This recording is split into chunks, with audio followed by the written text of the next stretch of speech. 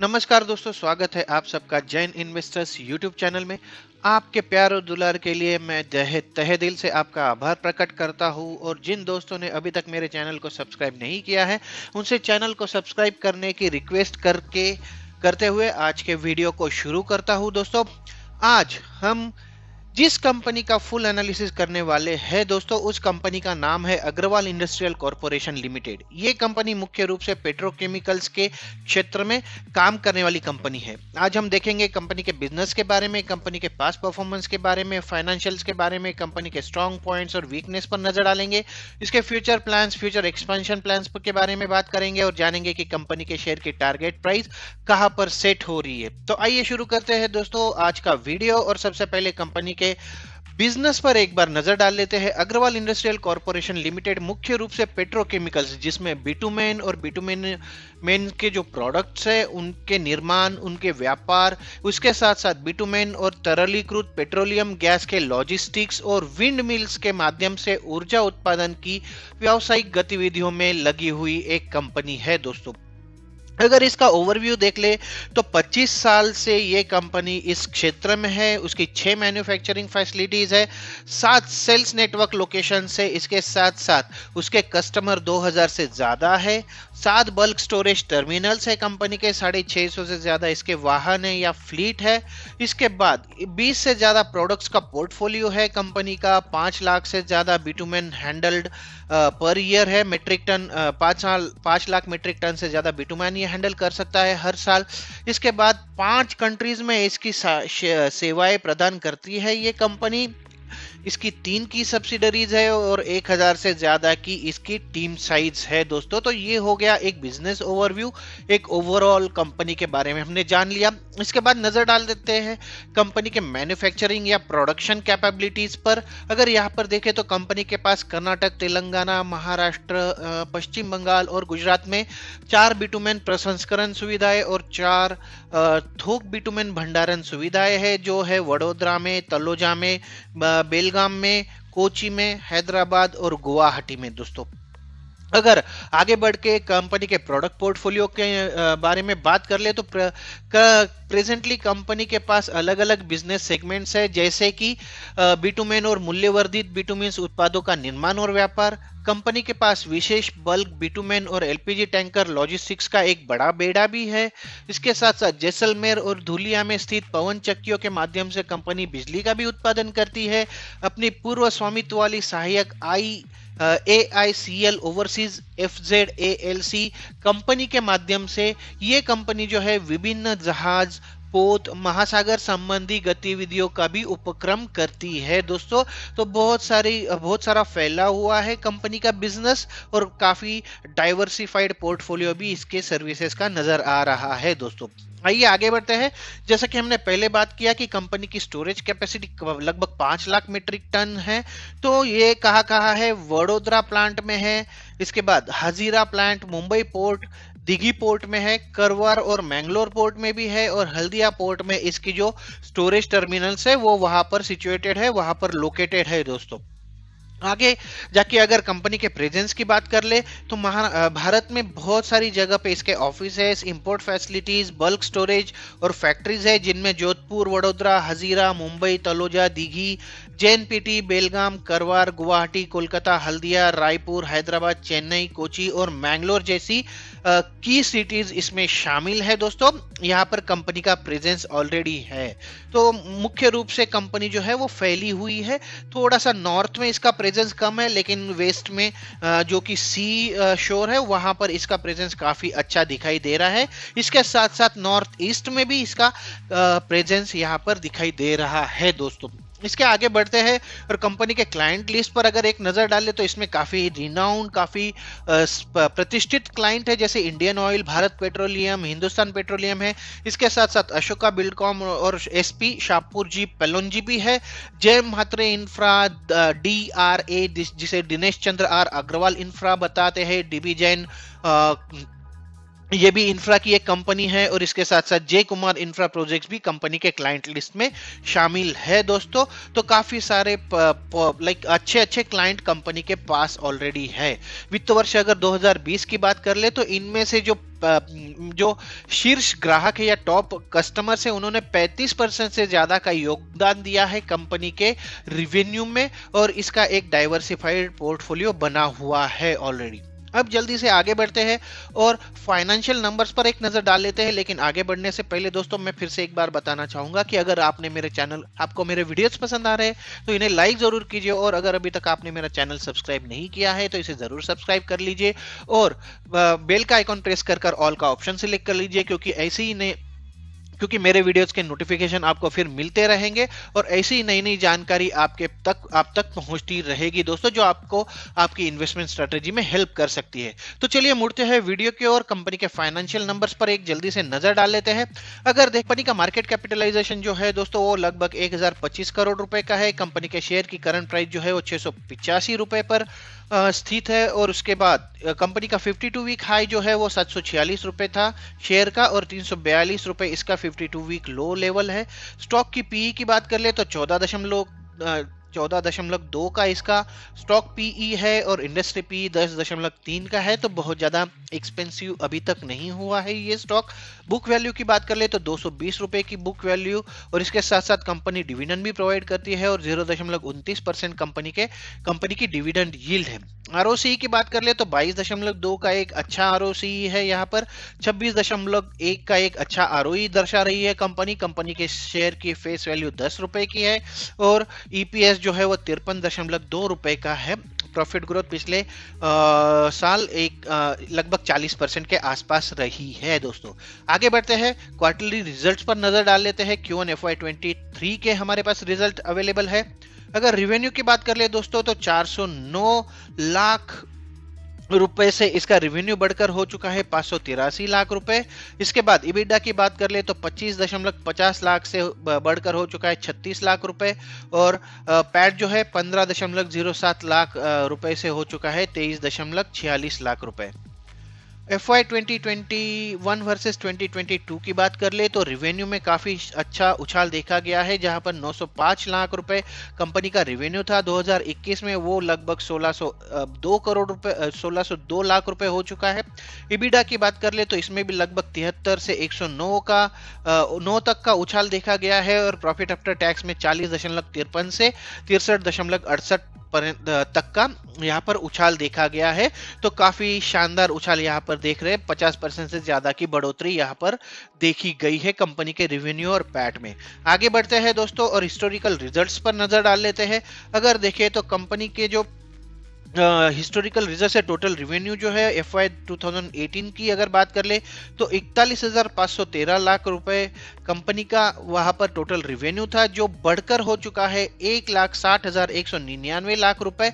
और CAGR अगर देखें पिछले 5 से 6 सालों का तो 40.16% का CAGR से ये बढ़ोतरी देखी जा रही है। तो काफी फिनोमिनल आंकड़ा है दोस्तों CAGR के टर्म्स में। यहाँ पर 40% का CAGR कोई छोटी बात नहीं होती है। FY 2022 में फिर से हाईलाइट करना चाहूंगा कि 1,60,199 लाख रुपीस का कंपनी का टोटल रिवेन्यू रहा है। अगर इबिडा की और उसके CAGR की बात कर ले तो 3,156 लाख रुपए, जहां पर FY 2018 में इसका इबिडा था, अब हो चुका है 10,951 रुपए, और यहाँ पर भी 36.48% का CAGR दिखा रही है कंपनी FY 2022 में। मतलब पिछले 5 सालों में काफी शानदार नंबर्स यहाँ पर देखे गए हैं, और एक कंटिन्यूअस पॉजिटिव यहाँ पर ट्रेंड देखा जा रहा है। यहाँ पर अगर देखें तो कोरोना की जो 2 साल थे उसका भी इस पर कोई असर होता नहीं दिख रहा है कंपनी के इबिडा या फिर उसके बिजनेस पर। इसके साथ साथ अगर प्रॉफिट की बात कर ले, प्रॉफिट आफ्टर टैक्स की, तो 1,028 लाख रुपीस जो था कंपनी का 2018 में इसका टोटल पैट था दोस्तों 2018 में, वो बढ़कर अब हो चुका है 6,368 लाख रुपीस। और यहाँ पर अगर देखें तो लगभग 58% के CAGR से बढ़ा है पिछले 5 सालों में कंपनी का प्रॉफिट आफ्टर टैक्स भी FY 2022 में दोस्तों। बहुत ही अच्छे नंबर्स यहाँ पर मैं फिर से एक बार दोहरा रहा हूँ कि कंपनी का परफॉर्मेंस काफी शानदार दिखाई दे रहा है यहाँ पर। अब आगे बढ़ते हैं दोस्तों, और आगे बढ़ के देखते हैं कंपनी के रिवेन्यू ब्रेकअप पर एक नजर डाल लेते हैं। अगर देखें तो वर्तमान में पेट्रोकेमिकल्स जो कि बिटुमेन और मूल्यवान वर्धित बिटुमेन प्रोडक्ट्स है, उनका राजस्व लगभग 88% से थोड़ा सा ज्यादा है यहाँ पर। इसके बाद अगर परिवहन की बात कर ले, ट्रांसपोर्ट की बात कर ले, तो 7% का रेवेन्यू जनरेट होता है वहां से। जहाज संचालन से होता है लगभग 4% का, और पवन चक्की सर या फिर ऊर्जा निर्माण क्षेत्र से कंपनी का 0.5% का रेवेन्यू यहाँ पर जनरेट होता है। आगे बढ़ते हैं, शेयर होल्डिंग पैटर्न पर एक बार नजर डालेंगे। यहाँ पर डोमेस्टिक इन्वेस्टर्स की कोई खरीद नहीं दिख रही है, उनका कोई शेयर होल्डिंग यहाँ पर नहीं दिख रही है। प्रोमोटर्स जो है उनकी जो होल्डिंग है 57.19% की है। इसके बाद पब्लिक की जो है वो 36.05% की यहाँ पर है, और फॉरेन इन्वेस्टर्स भी काफी बुलिश है यहाँ पर, 6.76% की उनकी शेयर होल्डिंग है। अगर देखें तो मार्च 2022 में जहां इसके प्रमोटर्स की शेयर होल्डिंग 58.57% थी, वो जून 2022 के आंकड़ों के हिसाब से 62.15 हो चुकी थी, और अब ये रह गई है 57.20।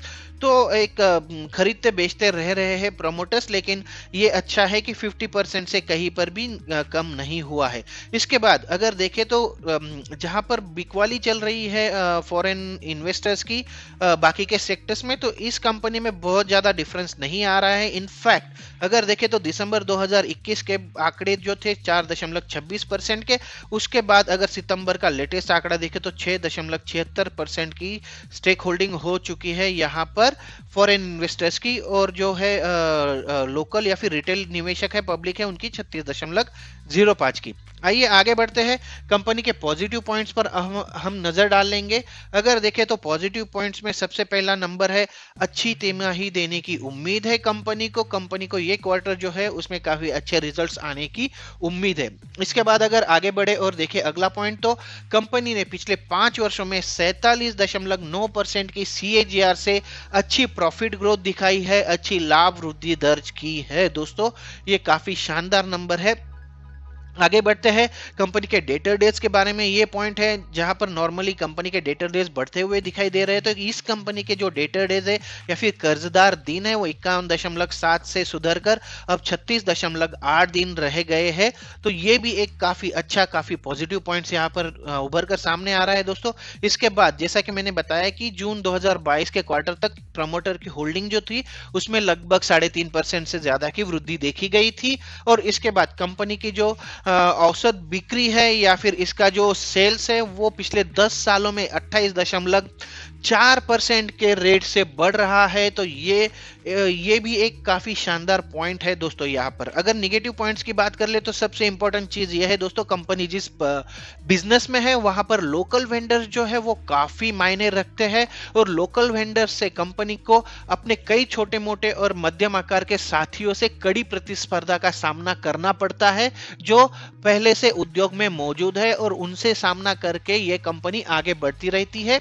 तो नॉर्मली ये होता है कि लोकल वेंडर से अगर कंपनी का कॉन्ट्रैक्ट छिन जाता है तो इसका सीधा असर कंपनी के परफॉर्मेंस पर पड़ सकता है। तो ये एक नेगेटिव पॉइंट यहाँ पर सामने आ रहा है दोस्तों। आइए आगे बढ़ते हैं और कंपनी के उन की फैक्टर्स पर अब हम नजर डालेंगे दोस्तों, जिनके बेसिस पर कंपनी के शेयर की टारगेट प्राइस सेट होती है और आगे जाके वो कैसा परफॉर्म करेगा ये डिसाइड होता है दोस्तों। अगर सबसे पहले देख ले तो कंपनी बिजनेस का क्या एक्सपेंशन प्लान कर रही है उसके बारे में हम बात करने वाले हैं।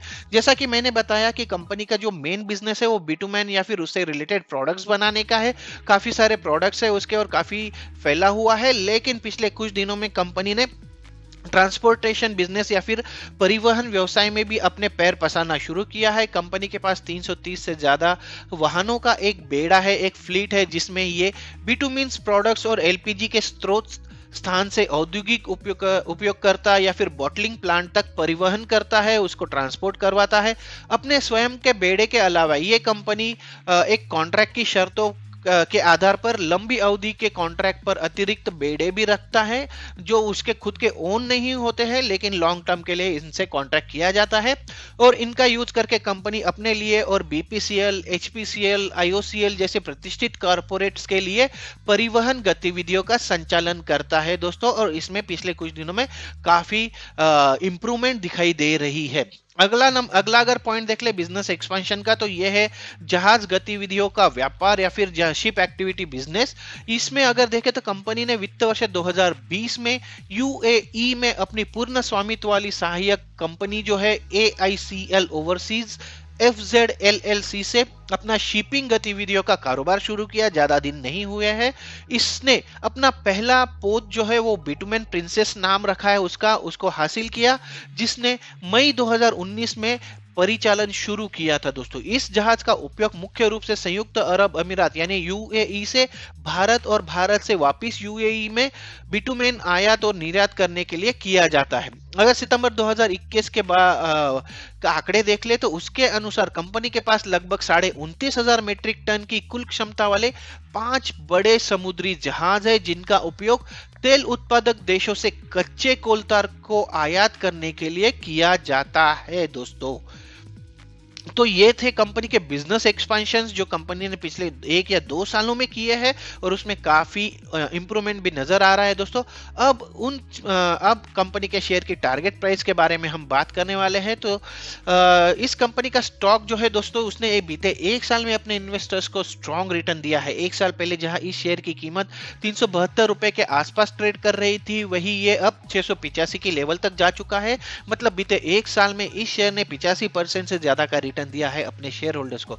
यही नहीं, ये जो प्राइस है वो एक बार लगभग 746 रुपए की लेवल पर जा चुकी है। तो पिछले 1 साल में ये ऑलरेडी डबल कर चुकी थी अपने शेयर होल्डर्स के पैसों को, और वहां से अब ये 10% डाउन पर ट्रेड कर रहा है। दोस्तों पिछले 6 महीनों की बात कर ले तो इसमें 29% का रिटर्न दिया है, और तो और पिछले सिर्फ 3 महीनों में इस शेयर ने 20% का रिटर्न दिया है। दोस्तों पिछले कुछ समय से चल रही बिकवाली, वोलेटिलिटी और ओवरऑल नेगेटिव मार्केट सेंटिमेंट जो है उसका इस कंपनी के शेयर पर थोड़ा बहुत असर जरूर देखा गया, और पिछले 1 महीने में इसका परफॉर्मेंस कुछ खास नहीं रहा है। दोस्तों इसके साथ अगर कोरोना के बाद की बात कर ले तो ये शेयर लगभग 48 रुपए की लो लेवल तक जा चुका था, और उससे भी इसने काफी शानदार रिबाउंड दिखाया है, और अब तक 1327% का रिबाउंड दिखाया है, ऊपर चढ़ चुका है ये शेयर कोरोना की लो लेवल से।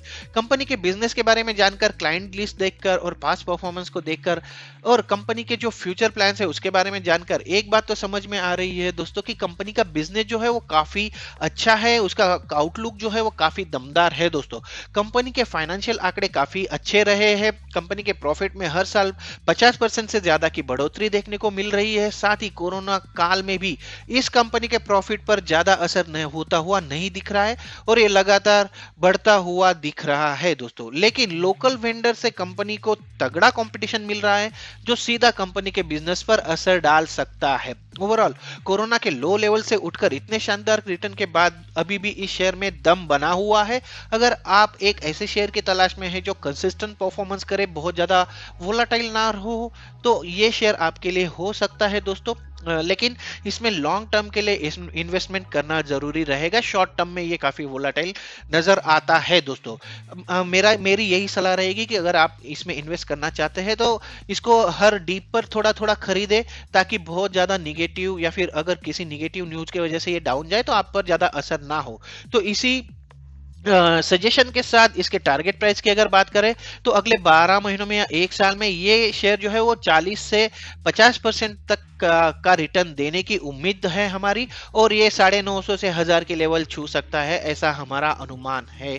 दोस्तों तो ये था अग्रवाल इंडस्ट्रियल कॉर्पोरेशन लिमिटेड के शेयर का फुल एनालिसिस। अगर आपके मन में इस शेयर को लेकर कोई सवाल है तो आप कमेंट बॉक्स में बताइए, मैं जरूर आपके सवालों के जवाब देने की कोशिश करूंगा। आशा करता हूं कि ये वीडियो आपको हेल्प करेगा, आपके काम आएगा आगे की स्ट्रेटजी डिसाइड करने के लिए। तो आज के वीडियो में बस इतना ही दोस्तों, मिलते हैं अगले वीडियो में एक नए शेयर के साथ, एक नई जानकारी के साथ। तब तक के लिए नमस्कार।